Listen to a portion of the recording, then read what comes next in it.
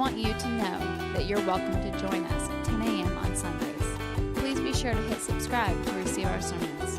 We can't wait to see you.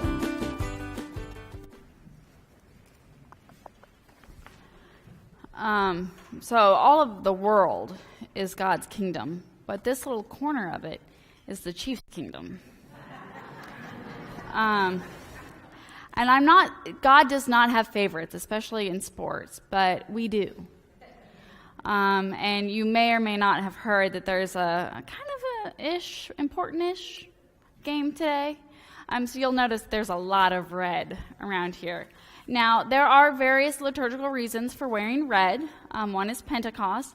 The other is for the martyrs. We're not wearing it for the martyrs. I mean, at least not our martyrs. Okay, so anyway, there you go. There's the rundown on why there's so much red today. Our gospel today is a really powerful one. It's one of my favorites, and it's the first glimpse into Christ's ministry in this world. And it falls under his first miracles. This is his first miracle according to John. And it's worth noting that for anyone who is like, you can't do this, you can't do that, what would Jesus do? Well, Jesus would be like, shoot, we ran out of wine. Shoot. Let's fix that. So just remember, we clean Jesus up a lot. But in reality, Jesus was super fun, super sarcastic, and very much somebody who was very, very human. So don't fall into that trap of like Jesus was not one of us. Jesus was totally one of us. And that's the power of Jesus. The power of Jesus is that Jesus is one of us. So Jesus understands all the messiness that is humanness. And that's probably one of the most powerful things in this gospel to me, I think, is the manner in which he actually gets his ministry started. And now I'm a mother, and many of us here have mothers. I mean, I hope all of us have mothers, otherwise we need to have a conversation. Now, as a mother, or somebody who's had a mother, anyone have any experience with, like, you totally don't want to do something? Like, you are not on board with this whole being launched out of the nest thing? And your mom, or you as a mom, are like, get out of the nest. Enough. Enough is enough. You've got to take a risk. You've got to do what you are called to do. Now, generally, we as humans are not ones to take risks and not ones to do things that we really don't feel like doing, like, change or do what we're called to do, because that usually results in us feeling really, really uncomfortable. And I imagine that Jesus is probably the same way about Messiahism. Now, remember, we talked about this last week. He goes a very, very long time before he actually starts his ministry. We don't know anything about Jesus until 30, right? So we don't know what he's doing. But I'm guessing when he gets a hold of what Messiah looks like, he might not be 100% on board. I don't know if you've read the end of the book, but it's not a fun tale. And Jesus, in theory, knows that there's going to be he knows the prophets. And the prophets have already kind of said being a Messiah is going to suck. So they know. And so Mary comes to him and she's like, dude, you got to do something. It's time. He's like, yeah, no, I really don't want to. She's like, dude, you got to do this. And he's like, ugh. And he does, right? But it's not of his own volition. He does not want to do this. He is not interested in stepping into this new role. And it's his mother, his oh so holy, oh so perfect, oh so everything mother, who's like, dude, like, I got on board with this angel thing 30 years ago.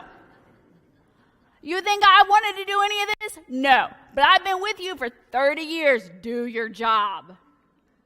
Right? Anyone ever had a mom moment like that? Mom had a mom moment like that? Yeah. We talk about God as being the father, but God is just as much the mother. How many times in our lives have we we really don't want to take this next step. We really, really don't want to do it because we know that it could be uncomfortable. We know that it's going to be about change, and we're like, yeah, no, not really into the whole risk-taking thing. Not into it. Did you know that the human brain will do this thing where even if you are in a horrible, awful situation, your brain will keep you in that situation, even though you know that change could probably be better for you, you won't do it. Because it falls under that better the devil we know than what we don't. Because we know how to exist in our nasty miserableness, don't we? But it's a risk.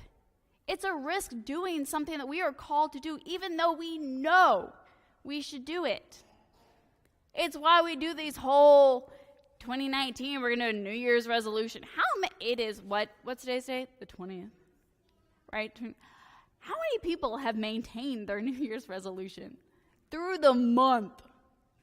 Yeah, don't raise your hand because we know it's not true. We don't do it. We don't like change. And here's the comforting thing. Jesus didn't either.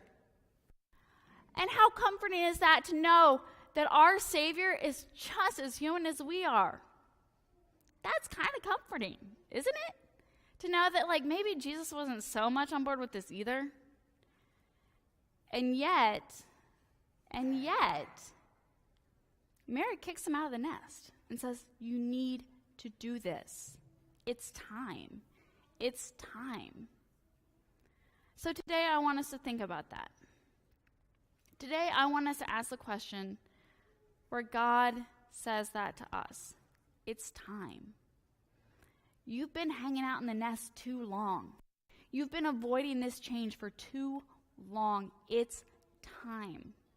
It's time. And I know it's going to be uncomfortable for a second. And I know it may not be comfortable the whole way through. But it's time.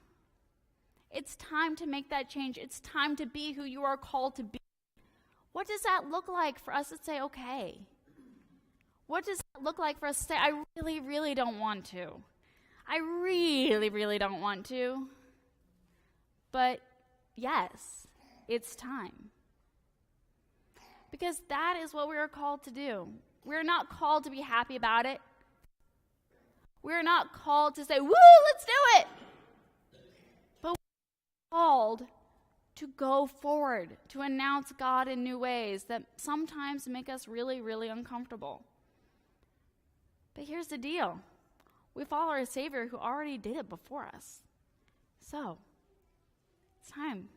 It's time. Take a step out of the nest. Because will we possibly fall? Yes. But what if? What if we fly? Or what if you turn water into wine? Because I would save a lot of money if you could figure that out, and we didn't have to put it in our budget. So, just throwing that out there. Let's stand together and say the words of the Nicene Creed. We believe in one God,